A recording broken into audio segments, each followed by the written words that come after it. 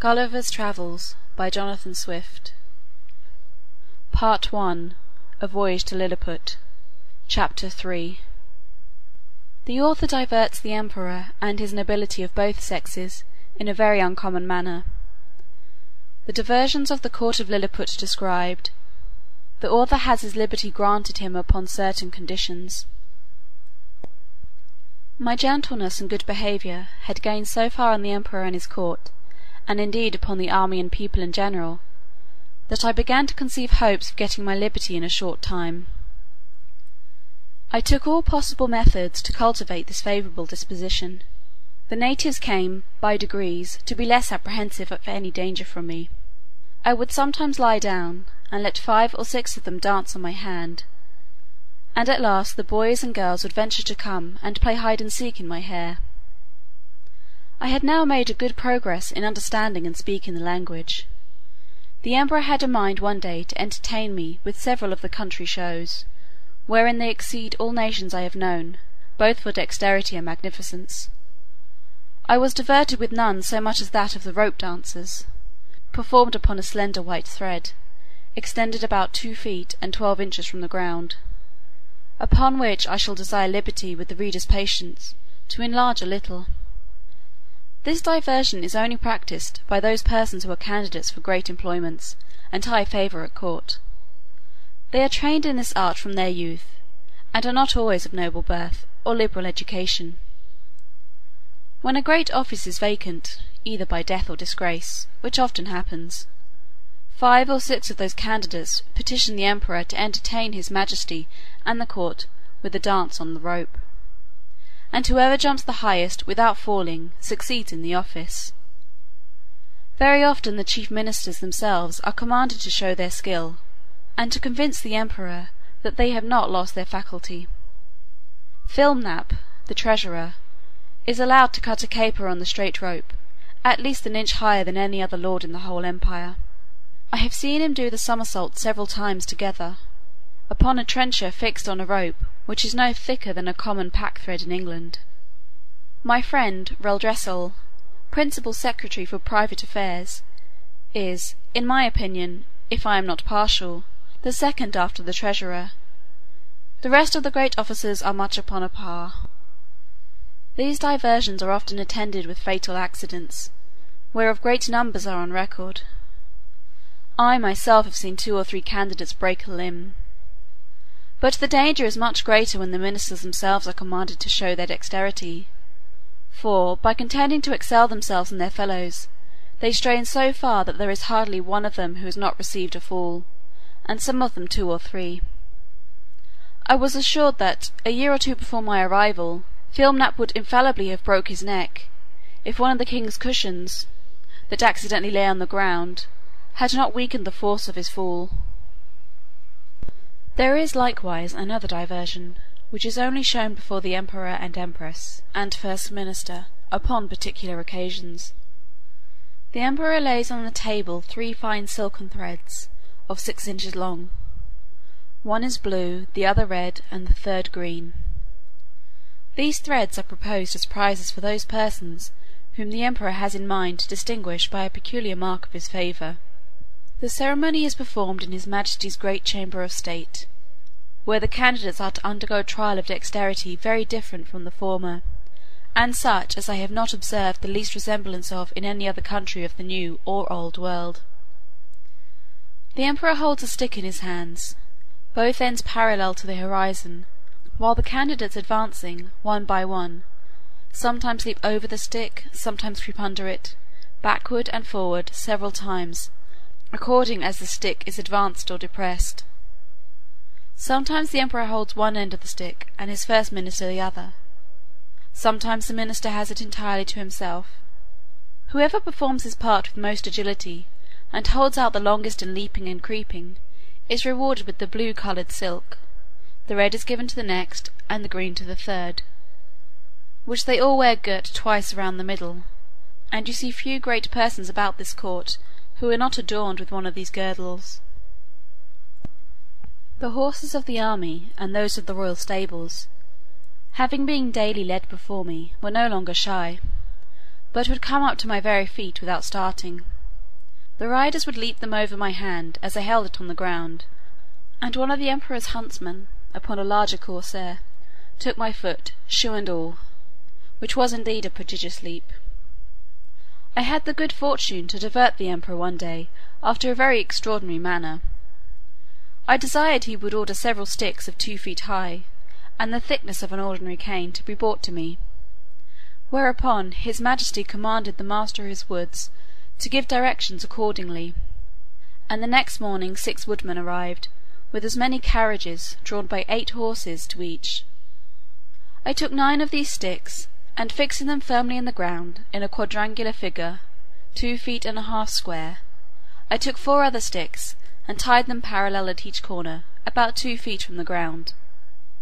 Then I fastened my handkerchief to the 9 sticks that stood erect, and extended it on all sides, till it was tight as the top of a drum, and the 4 parallel sticks, rising about 5 inches higher than the handkerchief, served as ledges on each side.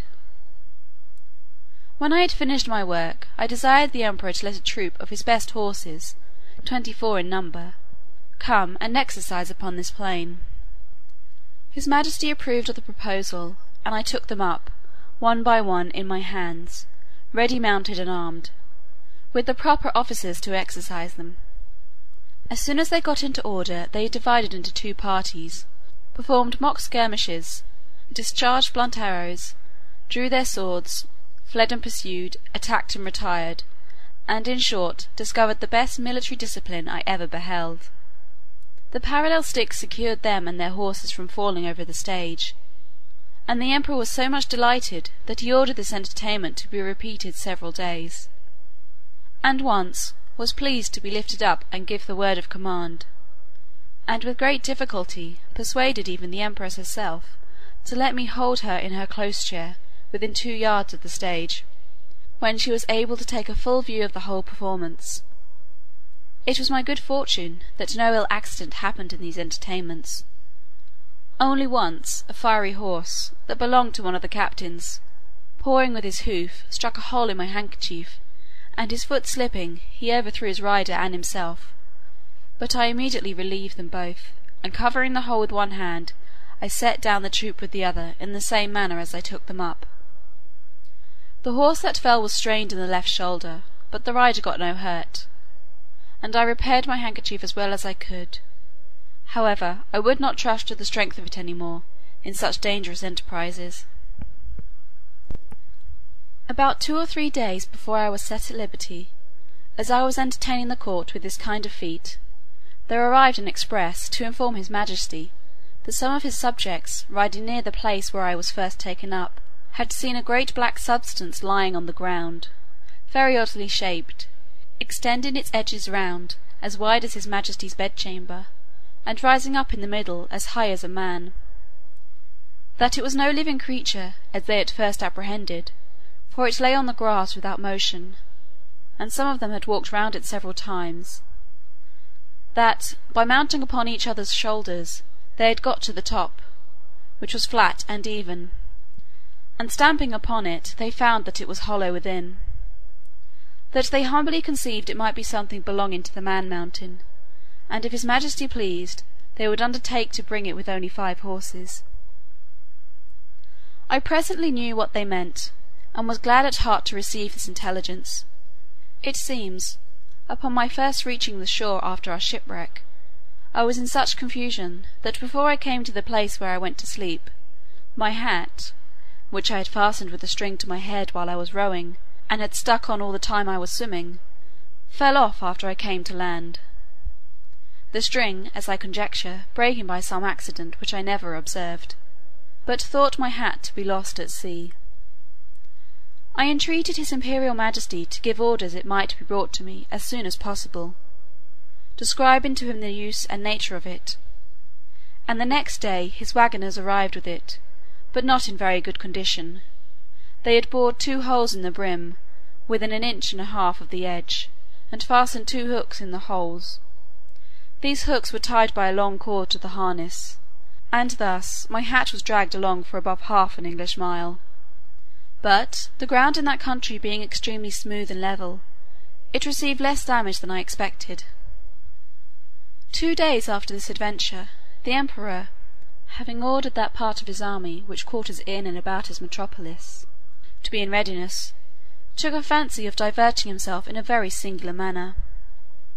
He desired I would stand like a colossus, with my legs as far asunder as I conveniently could.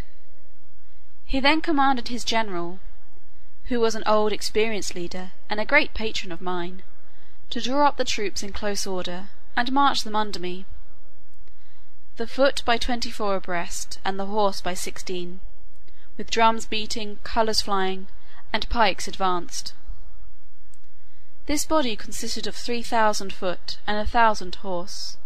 His Majesty gave orders, upon pain of death, that every soldier in his march should observe the strictest decency with regard to my person, which, however, could not prevent some of the younger officers from turning up their eyes as they passed under me, and, to confess the truth, my breeches were at the time in so ill a condition that they afforded some opportunities for laughter and admiration.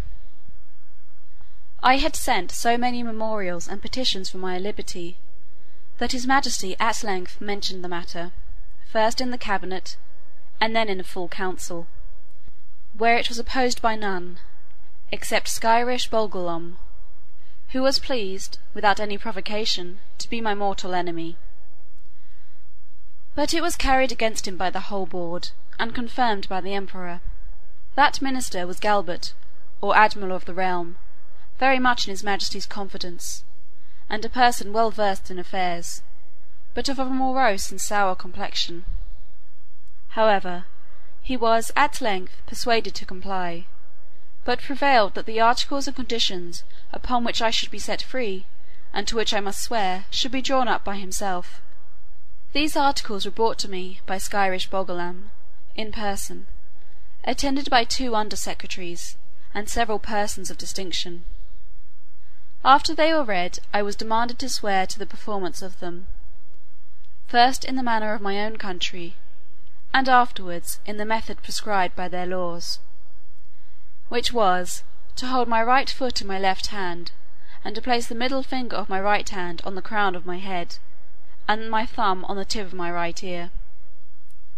But because the reader may be curious to have some idea of the style and manner of expression peculiar to that people, as well as to know the article upon which I received my liberty, I have made a translation of the whole instrument, word for word, near as I was able, which I here offer to the public. Golbasto Momarem Evlam Gerdilo Shefin Mali Ali Gu. Most mighty Emperor of Lilliput, delight and terror of the universe, whose dominions extend 5,000 blustrongs, about 12 miles in circumference, to the extremities of the globe, monarch of all monarchs, taller than the sons of men, whose feet press down to the centre, and whose head strikes against the sun, at whose nod the princes of the earth shake their knees. Pleasant as the spring, comfortable as the summer, fruitful as autumn, dreadful as winter, his most sublime majesty proposes to the Man-Mountain, lately arrived at our celestial dominions, the following articles, which, by a solemn oath, he shall be obliged to perform. First, the Man-Mountain shall not depart from our dominions without our license under our great seal. Second, he shall not presume to come into our metropolis without our express order, at which time the inhabitants shall have 2 hours' warning to keep within doors. Third, the Man-Mountain shall confine his walks to our principal high-roads, and not offer to walk, or lie down, in a meadow or field of corn. Fourth, as he walks the said roads, he shall take the utmost care not to trample upon the bodies of any of our loving subjects, their horses or carriages, nor to take any of our subjects into his hands without their own consent. Fifth, if an express requires extraordinary dispatch, the Man-Mountain shall be obliged to carry, in his pocket, the messenger and horse a 6 days' journey once in every moon, and return the said messenger back, if so required, safe to our imperial presence. Sixth, he shall be our ally against our enemies in the island of Blefusca, and do his utmost to destroy their fleet, which is now preparing to invade us. 7th, that the said Man Mountain shall, at his times of leisure, be aiding and assisting to our workmen in helping to raise certain great stones, towards covering the wall of the principal park and other of our royal buildings. 8th, that the said Man Mountain shall, in 2 moons' time, deliver an exact survey of the circumference of our dominions, by a computation of his own paces round the coast. Lastly, that, upon his solemn oath to observe all the above articles, the said Man Mountain shall have a daily allowance of meat and drink sufficient for the support of 1,724 of our subjects, with free access to our royal person and other marks of our favour. Given at our palace at Belfaborac, the 12th day of the 91st moon of our reign. I swore and subscribed to these articles with great cheerfulness and content, although some of them were not so honourable as I could have wished, which proceeded wholly from the malice of Skyresh Bolgolam, the High Admiral. Whereupon my chains were immediately unlocked, and I was at full liberty. The Emperor himself, in person, did me the honour to be by at the whole ceremony. I made my acknowledgments by prostrating myself at his Majesty's feet, but he commanded me to rise, and after many gracious expressions, which, to avoid the censure of vanity, I shall not repeat, he added, that he hoped I should prove a useful servant, and well deserve all the favours he had already conferred upon me, or might do for the future. The reader may please observe, that, in the last article of the recovery of my liberty, the Emperor stipulates to allow me a quantity of meat and drink sufficient for the support of 1,724 Lilliputians. Some time after, asking a friend at court how they came to fix on that determined number, he told me that his Majesty's mathematicians, having taken the height of my body by the help of a quadrant, and finding it to exceed theirs in the proportion of 12 to 1, they concluded from the similarity of their bodies that mine must contain at least 1,724 of theirs, and consequently would require as much food as was necessary to support that number of Lilliputians, by which the reader may conceive an idea of the ingenuity of that people, as well as the prudent and exact economy of so great a prince. Chapter 3 Part 1